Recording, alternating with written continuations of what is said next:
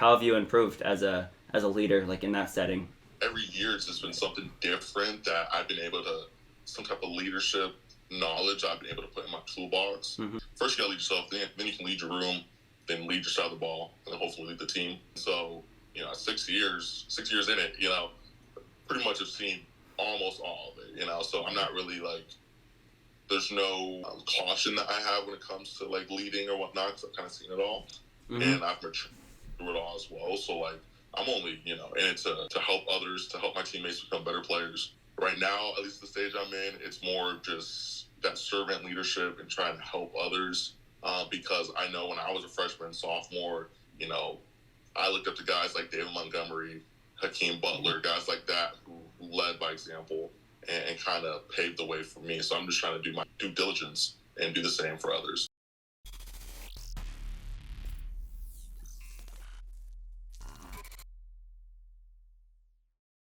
Welcome to the Call The Huddle podcast. My name is Xavier Gusset, and the following conversation is one with Re-Al Mitchell, former quarterback turned receiver who currently plays at the University of San Diego. This is a part of a new series of interviews that I'll be doing on Call The Huddle, more randomized interviews with some of the most interesting people from all landscapes of football. So if you enjoy these, make sure to follow on all platforms. Re-Al Mitchell played quarterback at St. John Bosco's in high school before being featured on QB1 on Netflix during his senior year of high school. Re-Al would play at Iowa State as one of the nation's top quarterback prospects coming out of high school, before eventually transferring to the Temple and the University of San Diego to play quarterback and receiver. Re-Al talked his journey through college football, including his upcoming 6th season, where he'll be playing at University of San Diego as a receiver more so. He talked a lot of his experiences through college football and before that, including his future and what he wants to do in football in the realm of sports psychology. I included timestamps of each subject in the description below, so you can check them out and skip through to what you would like. So if you guys enjoy the podcast, you can stay connected with me on Instagram and Twitter at Call The Huddle, and stay up to date with a lot of these future interviews and updates by following Call The Huddle on all platforms. I hope you guys enjoy the interview as always, and thank you. So first off, Re-Al, I got to hear your thoughts. Who are the two greatest, give me your greatest college football player of all time and then your greatest NFL guy. Greatest college? It's a tough question. I know, that's why, it is a tough question, but I feel like it's got to be, probably Tim Tebow. And I don't think that's a bad answer. I feel like it's a pretty legitimate answer. So, college, I'm going to go with Tim Tebow. And then, do I want to go with Tim Tebow? Whatever, we're good. I'll stick with Tim Tebow. And then, NFL, Tom Brady, right. It's kind of... Okay, NFL is accomplishments based. So that's a little different, but I like the Tebow pick. It's either him or Reggie Bush, IMO. But Tebow is probably, because he's all around. He's doing everything, especially with Florida, and then he ended up winning it all. Obviously, I know. Like I talked about, I know you got a YouTube channel. You started it, or you've had it for a long time now. But I know you've been in the spotlight for a long time now. You were QB1 in high school, and then like I said, you got the YouTube channel, and I saw that DTR Dorian Thomas Robinson said he was the guy that kind of put you on YouTube. Tell me, when NIL passed in 2021, how long and what was the thought process behind getting more out there and on YouTube specifically? Yeah, like you said, I've had YouTube for a long time. Long time. I've had multiple channels where I'd put up little league highlights and stuff like that. So I've been on it for a long time, like I said. And when NIL kind of came about, I definitely wanted to, create more of a presence, on social media. And so, Dorian, I think, I maybe had commented or something like that. Because I post a lot on Instagram, YouTube type videos. Right. And he's like, bro, just post on YouTube type of thing. And I'm like, yeah. So it's been a little minute since I posted on YouTube, but I do actually have some ideas for some videos, some upcoming videos. So I'm excited about that and to bring that to YouTube. But I think NIL, which isn't too new anymore. I mean, I guess it's still in its infancy stages in the big picture scheme of things, but it came about 2 years ago. So I was really just trying to improve my presence throughout all social media platforms. Right, and then like I said, being a guy that was on TV, and then got to experience both the non-NIL, and then obviously when you're in college, get to experience a little bit of the NIL. Must be cool. Like, is there a benefit to like players today in terms of having like the YouTube and like the the directness of like NIL and stuff compared to like when you were on QB1, it was more like network based. Yeah, I think for a lot of the athletes nowadays, it's a better landscape for NIL because they can really just promote themselves through platforms like YouTube, Instagram, stuff like that, and companies can reach out to them like that. And like you said before, like QB1 got for that, and it was on Netflix. It was doing great, but as soon as NIL came about, they took it off Netflix. Coincidence, right? So, yeah, I think nowadays it is easier for people to market themselves to get NIL deals. Right, yeah, definitely. I mean, like I said, as a guy that watches it, the directness is really cool to see like players and guys like that just be themselves. And I think it adds to like the whole space and everything that's going on with social media now. Anyways, I know like you're a sports psychology major. I want to talk about like social media a little bit later on, but I think that's a really cool topic. And like as a football player, I think that's cool. Like mix. I know you started off like health and kinesiology and that type of stuff. So I think that's all really cool in general. I just wanted to point out. How many? You have 1 year eligibility left, or how many with COVID? Yeah, just one season left. Okay. Just talk about like I know you started at ISU, and then Temple you came out, and then you're back towards home now. Just talk about like the transfer of each school and maybe how each school stood out. Yeah. Okay. So going to Iowa State high school. Yeah. I mean, best decision I've ever made.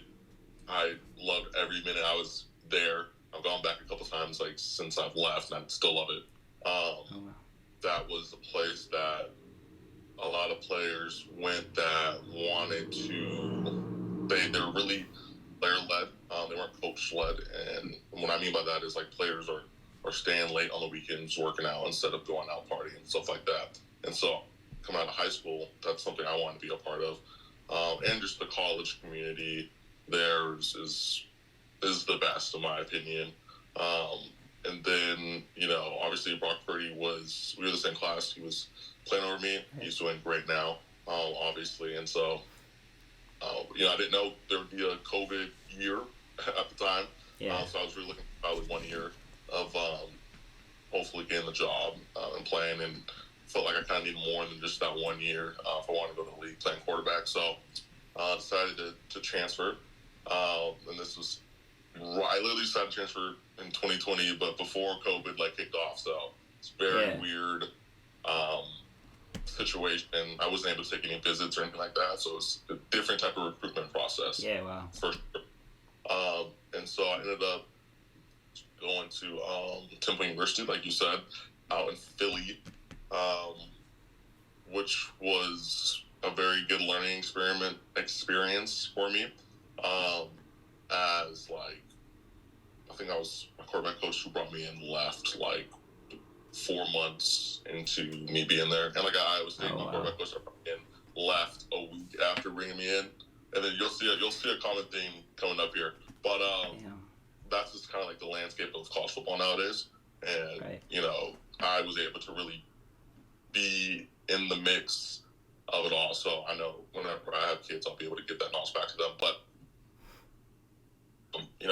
Philly, like I said, great time. I learned a lot. There's a lot of ups and downs when it came to that program.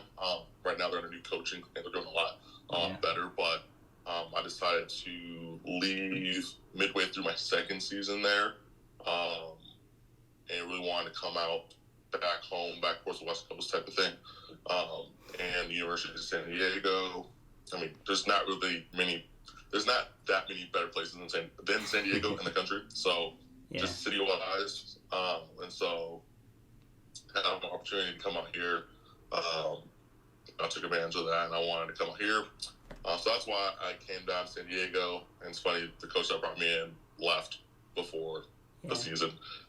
Like I said, common theme. And I wasn't able to win the job during fall camp, and I really wanted to help the team win any way I could. And so I was talking to my OC. I'm hey, I'm down to do whatever. I just want to help. And so that's kind of how I've been able to transition into more a receiver role. And I'm excited about that. and I'm doing good at that. I'm working towards, hopefully becoming, an NFL player at that position. Right. Yeah. Like I said, coming in, watching you as a quarterback, I know you came in at Iowa State, like you said, as a quarterback, and then transferred to Temple, still wanted to be a quarterback. And then I know when you came to San Diego, like I said, I know you said like out openly that you wanted to play quarterback. What point was it this year that maybe like that perspective changed for you, or where you realized that you could impact more as an athlete all around?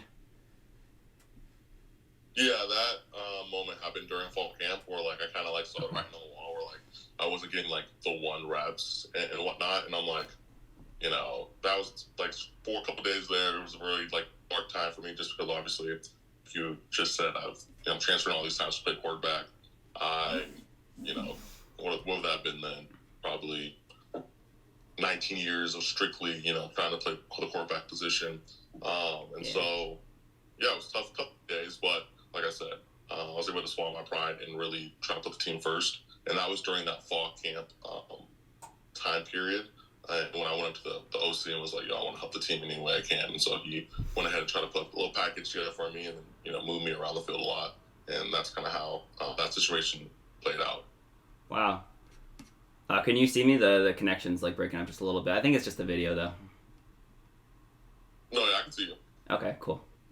All right, it's all good. That's cool. Like I said, I know. Like I was checking out actually. When you were at Iowa State, if you had a quarterbacks coach, like specifically, like I know it was just the offensive guy and then everything else, and that's like you said is has been a big thing in your career so far, and I think that's an underrated aspect in terms of like the one-on-one and having that guy that only knows how to work with quarterbacks or only chooses to. Going from that, like I said, I know you've been a great leader. You've always been in those shoes, I'd say, since I mean, like I said, since you were in track doing track stuff. Just tell me, like I said, you started off, you've had a lot of different head coaches just throughout the transfer portal. Coach Campbell, Coach Rod Carey, and then Dale Lindsley, like you said, retired just this offseason, which should be exciting to see who your next coach is. But tell me, like, what makes a good leader, like in a team setting, just like football specifically, what makes a good leader that you've picked up on? Yeah, so I've been able to be exposed to pretty much the greatest leader and, some not so great leaders and different leadership styles. It's funny because I'm getting my master's in leadership studies and I'll get that next fall. So I've kind of been in this freaking leadership world for a little bit now. But man, what makes a great leader is someone who genuinely like cares about whoever they're leading and who's willing to go to like the longest length for those players or like I said, whoever they're leading. Someone who leads by example and someone that kind of prioritizes the team over themselves. I think on the flip side of that, there's like toxic leadership, and those are people that like to micromanage to a point where it becomes toxic, and people can't develop and learn. So yeah, I've seen I've been a part of a program where maybe the head coach is more of a figurehead, and he's not so directly on to players and followers. It's more of a delegation system. So I've kind of seen it all, and which I'm very fortunate to be part of. But yeah, like I said, I think the best its style is one that's authentic and is more of like a servant leader. Yeah, like I know you mentioned earlier, like the player led teams, and I think that's been more of a trend today in terms of like younger guys that know how to like just feel like what the players feel and let them try their hardest, because obviously it's like everyone's good out there, everyone's doing what they're doing. Mm-hmm. From that, like I said, I've talked a lot about like the just like talent that you have. Like I said, since high school, it's crazy how talented you are as like an athlete. So it's fun to see like you playing receiver and running back out of the backfield.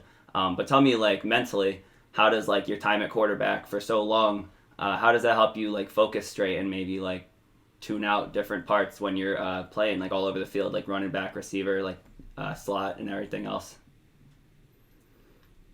Yeah, so so I'm in the backfield. I'm right next to the quarterback, so I can kind of see everything they're seeing, and it almost feels as if it's like I'm kind of like a coach on the field. because, I'm a film room junkie and I played quarterback for so long that, like, I can see just what the quarterback's seeing. And obviously, he's thinking about probably a little more than I'm thinking about at the time. Yeah. So I might be able to let him know, like, hey, you might have, like, a Sam back coming here, you know what I mean? Kind of like tidbits like that. So I think that in that area, that helps. And then when I'm at receiver, obviously, I study coverages my whole life. So when I'm at receiver, I can kind of see how the structure of the defense is unfolding and be able to run my route appropriately off of that. So I think, playing quarterback for my whole life has definitely, helped me, and hopefully will continue to help me for sure. Yeah, and I think that's like something so unique about you is like I said, I know you came in at Iowa like about like 190-ish, and I think you're bulked up to like 210, 215 now. But when you see quarterbacks like that transition positions or are athletes, normally they're not like in the backfield. So it's cool that you obviously have that perspective as well. So like, because you're thinking what the quarterback's thinking, what they're thinking in terms of the blitzes, the hot reads and stuff. I gotta ask you, Drake or Future, Re-Al? Who are you going with? A little switch up question. No, you're good. I'm going with Drake, and it's honestly not even close to get. Not even close. The top, he's in his own category. He is Drake. That's why I asked the question. I feel like Future's right there with him, especially like the last few years. But I always like to ask that one for like, what about Jordan or LeBron? What are you going with? I'm gonna go with the little more, new school LeBron. New school. And I ain't watching enough Jordans. You know what I'm saying? You mean the right answer? Like, right, exactly. Yeah. All right, I just had to drop a little knowledge real quick. But now, like I said, I want to talk about definitely want to talk about your time on QB1. I know I was a huge fan of that show. Like I know you said they dropped it, but I know I watched season 1 and season 2 a bunch. I think it got a little bit dramatic after your season, so I don't think I remember watching the season 3 a lot. But I was a huge fan of that show and like just the rawness of like high school football. Like, did you end up watching the full show like afterwards, like your season specifically? I know you said you watched like that show as the entirety. Right. Yeah. So I had to watch my season, see how it looked. So I know how it felt. You know what I'm saying? So I need to see how it looked. Okay. And they made it look good for TV. I say that much. So I kind of was able to see the reality behind reality TV and how certain things can get edited to look a certain way. So it made for great TV, but I only watched it once. Like I'm one of those people that like doesn't like to hear their voice, through the TV and stuff. So I'm like, yeah, one time I'm good. Okay, were you like skipping through, or were you watching the full episode, like full episode by episode? No, I was invested in the other two storylines. I was invested, so I was watching the whole thing. And then when I just, came up, I probably was freaking like biting something or something. You know what I mean? Right. So, yeah. That's a fun show. Like I said, I love it. I love like the drama is a little bit much, I said at times, but it's cool. Like I said, I'm sure you got to see like what was real, and I think even watching the show, you can tell when it's probably a little bit dramatized, which I think is fun to check back on. Did you like at all tell me, like, obviously, like I said, you've been to 3 different schools now. Did you feel like the fan base connection from that show at all, like each time, or was there a connection with people knowing you? Yeah. I think, thanks to that show. I mean, my, I guess name didn't just stay, in California. It definitely had brought. So yeah, I think every school I've been to, there's been, some people that might bring up QB1 and stuff like that. People that I didn't expect to bring it up and whatnot. So yeah, it's definitely traveled to every school I've been to. That is cool. Like I know you said, like back home you're in Cali, and then going out to Temple and Iowa is obviously a little bit different. So it's cool, like different fan bases. Like what was your favorite part of the whole show? Did you get to talk with Justin and who was it, Sam? Yeah. So during the show, like I never talked to Justin Fields due to the show. I talked to him like due to like Elite 11. Yeah. That senior competition, the annual one. So we were in the same class. So I know him from that. And I never talked to Sam before, although we were on the same season. But like I said, a lot of the like top quarterbacks like Trevor Lawrence and whatnot, I all like know from the Elite 11. So that was pretty cool. That is cool. Like I know, going back to, like I said, like when you're playing at Iowa State, I know You said you came in with Brock Purdy, who's been balling this past year. I think it's great to see how he's been playing at the next level. I know when you came in, you said you were you were the most experienced quarterback there. The second year, and like the vocalness I know you have in film rooms. Like I said, you've been doing it for a long time, and you talked about like your leadership studies and stuff that you learn off the field. Maybe like how have you improved as a leader, like in that setting specifically, or with a people person? Yeah. So like you said with Brock, so happy for him. And I learned a lot from him and how he led. Honestly, every year it's just been something different that I've been able to, some type of leadership knowledge I've been able to put in my toolbox. Mm-hmm. But when it comes to the leading, first you gotta lead yourself, then you can lead your room, then lead your side of the ball, and then hopefully lead the team. And so 6 years in it, pretty much have seen almost all of it. So I'm not really like, there's no, I guess, caution that I have when it comes to like leading or whatnot, because I've kind of seen it all. Mm-hmm. And I've matured through it all as well. So like, I'm only, in it to help others, to help my teammates become better players so we can reach, a common goal. So like, when it comes to leading, like it's right now, at least the stage I'm in, it's more just that servant leadership and trying to help others. Because I know when I was a freshman, sophomore, I looked up to guys like David Montgomery, Hakeem Butler, guys like that who led by example and kind of paved the way for me. So I'm just trying to do my due diligence and do the same for others. Yeah, definitely. That's cool to hear. And I think the best leaders, like I said, have all the many perspectives like that. You can always put yourself in another person's shoes and know how to react and everything. And you obviously have too many of those amazing perspectives and stuff. So it's great to see. Like I said, going into next year, I'm hyped to see what you guys do as a team. I just want to talk a little bit about you, like individually. Like I said, I know you're a track star. Played quarterback throughout your whole life, and then went to San Diego as a quarterback, obviously. Which I know this past season, three passing touchdowns, 4 rushing, 2 receiving, and they named you a second team of conference all-purpose position, which I thought was pretty cool. Tell me, like just as an athlete and maybe football player, generally, what did you learn about yourself and like your body? Yeah, for sure. And I don't know if you said second team or it was first team. I think you might have just said second team. I'm not sure. Was it first team? They named you first? Yeah. The sources I got were wrong. Then my bad. Thank you for correcting me on that. Yeah.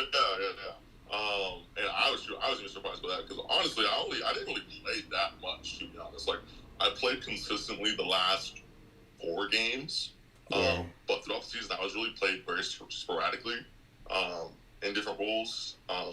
So to be able to, achieve what I did is great, and I'm happy, to be able to do that. And I'm looking forward to, this season and the steps I can take.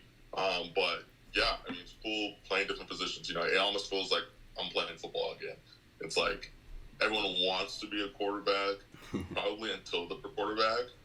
But growing up, like, I feel like the most fun was like, I wouldn't say the most fun, but I don't know. It almost feels like you're playing like backyard football again. Like you're actually playing football again. You're actually getting tackled. Like you can't just slide.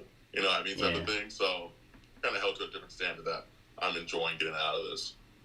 That's cool. Was that like this off season? Was did anyone come up to you ever in your career at all and like mention that or like push for that at all? Push for what? Like playing all over the field, like I said, like you're a dynamic athlete. You could definitely be a guy in the backfield in the slot, like a Deebo Samuel type role. Has anyone else ever came up to you and like mentioned that? Oh yeah, I mean, got that at Iowa State, got that at Temple. Okay, and it just panned out. Maybe it took 5.5 years for the message to get through, but no, yeah, I've gotten that all the places I've been at. Okay, and I got what about Xbox or PlayStation, Re-Al? I gotta switch up again. No, you're good. I am an Xbox guy. Oh, you're an Xbox? A lot for PlayStation, and I get that, but I've just been with the Xbox gang for a while, so I'm just riding with it. All right, I'm a PlayStation guy personally. I think it's funny how like they've kind of switched. Like I feel like Xbox used to be a lot more like popular, and now I feel like PlayStation ever since the 4 came out. What about Taylor Swift or Rihanna for you, Re-Al? Say it one more time. Taylor Swift or Rihanna is a tricky one. I mean, it's Rihanna for me. Taylor Swift got some good songs though. They both do. They both do. Yeah, for sure. But for me, I would pick Rihanna. Word. This is all I'm asking for is your preferences. Like I said, I checked out your background in your sports psychology and like the internships and stuff you've done. I think that's really cool. Like I said, going into like social media and like the sports aspect of like the mental side and everything. I think with NIL and everything that's been transpiring in sports the last couple of years, it's a cool field. What's the need for that role? Like maybe at college football specifically, for you in your opinion? Yeah. So I'm really passionate about sports psychology and want to definitely give back all my experience and knowledge I can once I'm done playing to all levels of athletes, but in particular college athletes and college football players. Okay. We're so focused on our body's health, a lot of times even our spiritual health, and our production on the field. And so there's so much focus on that, and I've kind of seen the transition over the past year or so with more, sports psychologists coming into the realm. But I feel like there can be more, and I feel like I can do more in this profession by meeting one-on-one with players and really being able to talk to them and hear them out and give them tips and reminders and strategies to go about maneuvering their life, a life that I've lived for 6 years, you know what I mean? So I'm excited for it, and I think that once we can, calm the mind and get the mind back where it needs to be on track, then, playing becomes fun again. There's not much more stress, or a lot more stress, and people can really go perform to the best abilities that way. Definitely. And like I said, it's such a cool thing. And I think like specifically for you and your path, like I said, you've always been in the spotlight, which I'm sure has come with its up and downs and stuff. But I'm sure, like I said, it fits you really unique and is really cool. Has like the degree like off the field, has it helped you maybe handle the transfers or like meeting groups of people differently or anything? Sorta. I feel like when it's your own life, it's almost harder to apply your learned knowledge. You know what I mean? Right. However, I'm more of a laid back guy anyway, so it's not like I think I personally handled the process great. Just always getting better. It's funny, every year I'm obsessed with being better than I was the year before, and it's I always think back to me right now. Next year I'm gonna be trying to outwork myself now, and I already think I'm working really hard. So I'm more in that pursuit of chasing greatness than anything. So that mindset's kind of really helped me, through all my transitions. Yeah, and I think, like I said, the mindset specifically that you have, and I've always had, like I said, since being on the TV show, is super, influential, and is really, like I said, unique as a quarterback and someone who's always been there and done that. So, like I said, I'm really, really excited for everything going in the next couple of years and what you're doing next year with football and stuff, man. Tell me, Re-Al, off the field, what is your purpose, both in football? Are you finishing out the season and looking football still, or are you looking past football? Yeah, so my purpose, which I think is a huge question. It's broad. My purpose. So first and foremost, I'm a child of God, and my purpose is to give back. And so, God willing, I go to the NFL. I have a great career. And after that, I have a lot of philanthropy ideas that I want to do to help give back and to serve others. Especially the homeless population is kind of my niche, I guess. I don't know why, but something about the homeless population that I really want to get back to, and I've kind of taken steps to do that. Small steps now, steps that I can do. So I look forward to hopefully playing the league and being able to give back to that population. So that's really my purpose. And like I said, NFL is definitely the goal, and I'm trying to work towards that. Yeah, have you been able to think about after football while you're doing football, or has it just been an in the moment type of thing for now? No, yeah. So it's true when you're doing schooling, you're kind of thinking about life after football. What am I doing? So that sports psychology is something that I plan on doing after football, and I'm kind of trying to set myself up to do that. Right. Yeah, definitely. Like I said, thank you for all that. Like I said, I just want to go into a couple fun questions now. I got like a lot of cool ideas that I really want to get off you. Like I think I've always thought it's really cool like how the different sports kind of interact. Like I know Chad Ochocinco, I watched him growing up, said he was a soccer player and like playing receiver really like helped him specifically. Like I know you did track growing up, which is a lot more like athletic than a lot of other things like sports. And then football. Like if you could add one more sport to your background, what would you pick and why? I would pick baseball because it's funny. I'm not really a quarterback. It's kind of a little That's weird, interesting, but actually. yeah. I'd pick baseball because I'm. So get this. So after I'm done playing football, and I have a lot of things going on, like we just talked about after football. Right. But I do on trying to play in the major leagues. So we will see if that's that's on the back burner right now. Okay. But about freaking baseball, I'm like that. It's so relaxing to me, and so I'd probably like pick baseball. You got so much going on right now, man. It's too much to worry about. Baseball, right, so that's what I think is so cool, is because like it's like especially being a quarterback, like baseball is something like how I just said it like affects your like shoulder angles and like and your rotation and everything, and like even like I grew up like throwing like javelin and track and stuff, and like as a like throwing the football, that's like an interesting like tweak too, and like how that interact and stuff with different guys. I think is really neat. No, definitely. Those different throwing angles for sure. I don't want to be a pitcher though. Don't get me wrong. I don't want to be an outfielder, go back a ball, launch it 60 yards type of thing. Yeah. All right. Like I know you've played with all the guys, all the stars, like you were talking about. Just like I know, obviously, we could name all day like some of the best guys you've played with. Like just like tell me pure athleticism, like just like guys that stand out when you're practice with them or playing with them. Who's the biggest like best athletes, like raw athletes that you've noticed in your time? One that immediately comes to mind is Kane Nwangu, who's a running back for the Vikings, and also kick returner for the Vikings.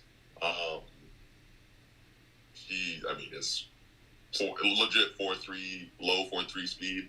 You know what I mean? And he's had a couple injuries in college and was able to bounce back those and just been able to display like freakishly athleticism. I think Bruce Hall is another name who I saw. He's younger than me, so I kind of saw him when he first came in and was able to see his kind of development. I think he's a freaky athlete, can windmill dunk, all that good stuff. And then probably third, let's go with probably like Hakeem Butler. I was gonna say that. That's so funny. Right. Who's on the XFL right now and hopefully can make it back in the NFL. Just has the size, portable size. Just was in college making guys look just embarrassing. You know what I mean? Right. So probably like the top three like freakishly athletic guys. Hakeem Butler will be in the NFL again. I remember watching him at Iowa State. Iowa State still got a bunch of dogs in terms of recruiting wise. Definitely. I want to ask, like, I know you're like a vocal guy, like I said. How do you like interact like with like opponents or even teammates like during games or practices? Are you like a talker? I never when I played quarterback, I wasn't, and I wasn't. Okay. I've kind of like been talking more smack, and I don't know if I like that or not. I don't know. I'm still trying to figure that out because that's not really me. And when I do talk smack, it kind of comes out of nowhere. I'm like, where did that even come from? Type of thing. But I'm a competitor, so I get fired up, and I want to bring the best out of my teammates and the other side. Yeah, so I don't know. That's crazy. Yeah, like I said, you got a bunch going on. So playing quarterback and then having the extra free space of running back receiver, you got all that extra thinking to just talk trash and get in guys' heads. Exactly. And I know watching the show, like even back in high school watching QB1, I know Justin Fields was a big talker, and there's some quarterbacks that are like that, which is interesting. Like I said, to see the dynamic, because some guys don't handle it so well either. Like especially when you get to the pros. Right. No, that's a different game for sure. Right. I just got a couple more here, like about like NIL and the transfer portal and stuff. Like I appreciate everything and all the long time that you've given me so far, Re-Al. That's awesome. Like I said, the transfer portal, 2021. No, it was a while back actually. I know that. So I know it obviously changed how guys like go to college football, and changed like the whole field in general. I'd say, and like how guys interact probably. Has it have you noticed any differences in terms of when you transfer places, or guys that transfer maybe, and guys that more teams that are transfer portal heavy? Yeah, I feel like that transfer portal is kind of always evolving, and the NCAA is kind of always evolving it. Because at one point in its infancy stages, like you could transfer. Well, first you had to be a grad to be able to play. By the way, Yeah. Otherwise, like when I transferred from Iowa State, I was an undergrad, so I had to appeal to get my immediate eligibility, which was granted. You know what I mean? So it went from that to like, everyone can transfer willy-nilly. You don't have to sit out. Cool. Now it's kind of at a point where there's certain windows you can transfer and get picked up. So I think the NCAA is doing, a better job of like managing this world of the transfer portal and whatnot. But man, I'm kind of, obviously on my way out of it. And I think it's trending towards the right direction with the portal and whatnot. But I think limiting the times you can transfer is helping. And I feel like a lot of people are more kind of afraid, I think, to hop in the portal and not find a home, because more people, if you're not a top guy, like the odds you getting picked up is kind of low. So I feel like the landscape of college football and the transfer portal right now, if you're not a top guy, like a lot of people are gun-shy to hop in there. Right. That's obviously a cool point. I think it really, like you said, affects the whole landscape. Like you said, the top guys are obviously getting a lot more looks. There's older guys that are staying an extra year or two now, getting more looks and making more money like while they're in college football than the NFL and such. And then that's like I've talked about impacting junior college guys and younger guys coming out, and like the 1, 2-star, 3 stars maybe that don't know where they're going. So it'll all balance out, but I'm definitely excited and interested to see how it like turns out in the next couple of years. Mm-hmm. Yeah. And then like talking about NIL, have you made any NIL deals like throughout the last couple of years? Yeah, I've had a couple of NIL deals that have all really benefited my business skills, and that I'm sure will help me, in the future with managing deals and stuff like that. But yeah, I've had a couple like Athletic Greens, Celsius for a second, Underdog Athletics was a clothing brand. Oh, wow. So I have a lot of honestly small deals here and there, and there's a lot still on the horizon. Right, that's cool. Do you have any thoughts on like guys that need like a manager? Like, are you one of the guys that thinks every high level athlete should have a manager or someone to take care of them? When it comes to NIL stuff or everything, but the NIL stuff adds to it, obviously. For sure. Yeah. I think you should. Well, as soon as you get to a certain level, you want to have multiple perspectives, and if that comes through a form of a manager, right, / agent, or if you have a manager and an agent, I'm probably just going to try to focus on one individual. Maybe it's my agent that can work as both. Mm-hmm. And rub wisdom that way. I'd be interested in hearing from. So yeah, I just think when you get to a certain level, it's probably best to have some type of force that's really knowledgeable in that area. That's cool. Yeah, I definitely just wanted to get like your thoughts on that. I know like the situations with like Lamar Jackson right now going down, and then like I know currently more than, I don't know what it's like in California, but I know about 30 or more of the high school states like allow NIL for high school athletes, which I think is maybe another interesting wrinkle that I don't know what percent of people are going to take advantage of it, but I think having like an agent, like you said, not like 2 agents or managers, that could probably get a little mixed up, especially like younger people, but having one person that knows how to just like communicate and is good with setting stuff up, I think is important. No, yeah, definitely. I didn't know that about high school stuff. Shoot, good for them. Yeah, I know Pennsylvania is allowing it. I don't know, like I said, what California is like. It might be different, but it's probably a lot different out there if it is allowed. Yeah, that's a good point. Yeah. Do you have like a favorite stadium that you've ever been in, Re-Al? Favorite stadium other than Jack Trice.